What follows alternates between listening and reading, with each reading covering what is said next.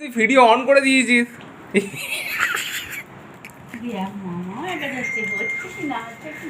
কি এটা?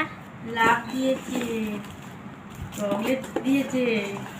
এটা কি? I miss you ma'am. বানিয়েছে। আর কি এটা?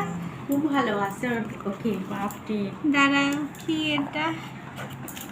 খেপিটাই তো দিয়েছে, আজনবি। আজনবি সব দিয়েছে। এটা কি করেছে? লজেন্সিও। ও মা, কি কিউট।